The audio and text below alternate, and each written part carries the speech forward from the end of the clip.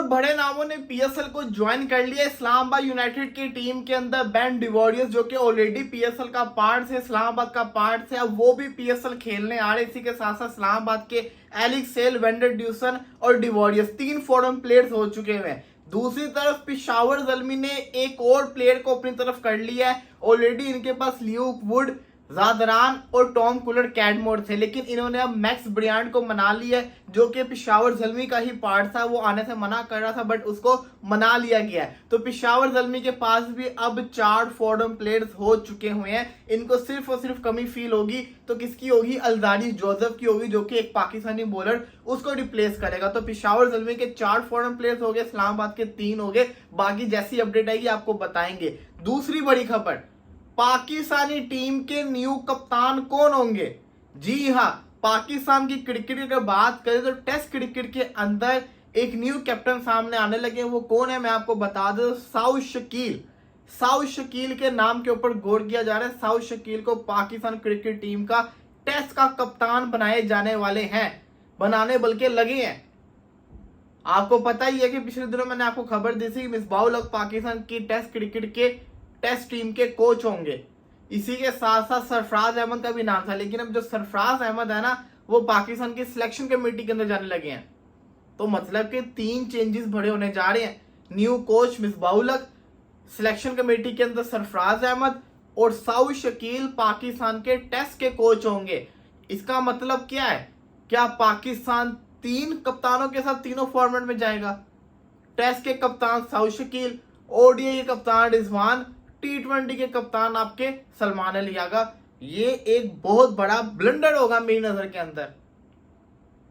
आपको अगर बनाना है कप्तान तो फिर व्हाइट बॉल का एक कप्तान हो, टेस्ट का एक कप्तान हो। और साउद शकील क्या एज अ कप्तान अच्छा साबित होगा? देखो, अगर आप उसकी कोयटा ग्लैडिएटर की कप्तानी को देख के उसको कप्तान बना रहे हो तो मेरा ये मानना है कि वो उसकी कप्तानी की तारीफ वहां पे नहीं है। वहां पे उनके डगआउट में देखो कौन बैठा हुआ है, विव रिचर्ड्स बैठे हुए हैं।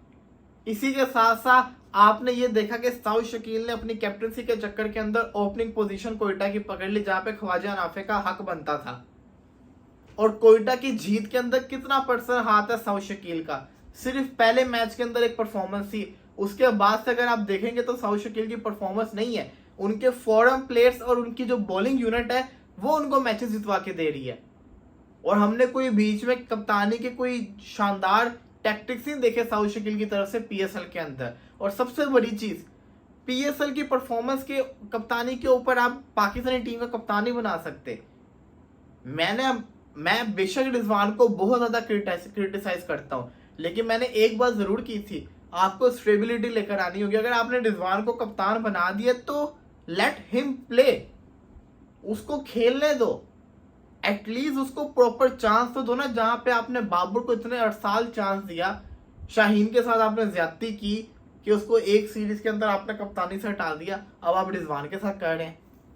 जो भी है, जैसा भी है, कप्तान तो उसने आपको ऑस्ट्रेलिया अफ्रीका के अंदर सीरीज तो जितवाई है ना, तो आप उसकी कप्तानी एकदम नहीं छीन सकते। उसको आपको खिलाना पड़ना है। और रही बात टेस्ट की, तो टेस्ट के अंदर आपको जो कहते हैं ना, शान मसूद पाकिस्तान के कप्तान थे, वो तो चेंज होना ही होना था। लेकिन मेरा कहने का मकसद ये है कि अगर शान मसूद को आपने हटाया है तो आपको रिजवान को लेकर आना था टेस्ट के अंदर ऐसा कप्तान। शान मसूद का जो रिकॉर्ड रहा है वो बहुत बुरा रहा है, बहुत ज्यादा बुरा रहा है कप्तानी के अंदर। वर्ड्स रहा है, पाकिस्तान की बड़ी बुरा हाल हो गया हुआ था। तो कहने का मकसद ये है कि अगर आपने शान मसूद को हटाया तो आपके पास कप्तान बनाया था रिजवान, लेकिन आप साउद शकील के साथ एक्सपेरिमेंट करने जा रहे हैं। फिर आपने आगा को T20 का कप्तान बनाया हुआ है। जब आपने आगा को कप्तान बनाया तो फिर आप आगा को कप्तानी दे दो।